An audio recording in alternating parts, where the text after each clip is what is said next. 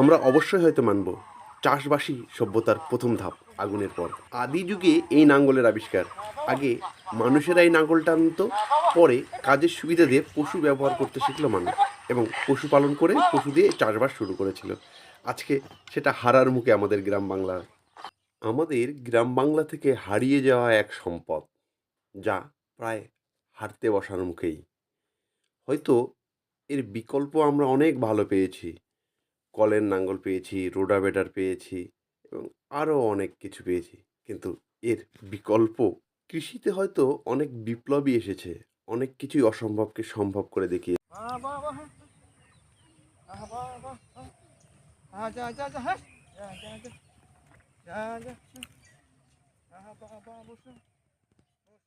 এই চাষ ব্যবস্থায় মাটির স্বাস্থ্যের মান ভালো থাকতো, গরুদের সঙ্গে কৃষকরা কথা বলতে পারতো, একটা টান ছিল। অনেক কিছু পাওয়ার সঙ্গে সঙ্গে আমাদের সাধারণ জীবনযাপনের ক্ষেত্রে অনেক কিছুকে আমরা হারিয়েছিও। হারিয়েছি আমাদের স্বাস্থ্যকে, হারিয়েছি আমাদের কথা বলা। 1 বিঘা জমি চাষ করতে আনুমানিক 11 কিলোমিটার পথ হাঁটতে হয়। এটা সকালের এক্সারসাইজ, সাংঘাতিক বিষয়। এই গরুকে টানাটানি করে মাঠে নিয়ে যাওয়া, নাঙ্গল ঘাড়ে করে মাঠে নিয়ে যাওয়া, এটাও জীবনের একটা বড় এক্সারসাইজ, যা আমরা হারতে বসেছি। আমরা এই চাষের সঙ্গে সঙ্গে জমিতে যে সেচ ব্যবস্থা বা জল দেওয়া, একে আমরা অনেক ভাষায় জাঁত বলি। ওই যে আমরা একটা জাঁত দূরে আছে দেখতে পাচ্ছি, জল দেওয়া নালা আছে।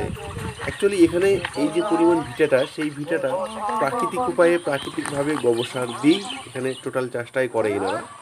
তো যাই হোক, আমরা অত কিছু যাচ্ছি না দেখাতে। দেখাবো আমরা এখনকার হাঁটতে বসা জল ছেঁচার এক মেশিন, যাকে জাঁত বলা হয়। কৃষক বন্ধুরা বা আমাদের বাপদাদারা এই পুকুর থেকে ওই জাঁত দিয়ে জল দিতে। চাষ তো চলছে। চাষ করার পর জমিকে সমান করার জন্য আমরা বাংলায় তাকে মই বলি।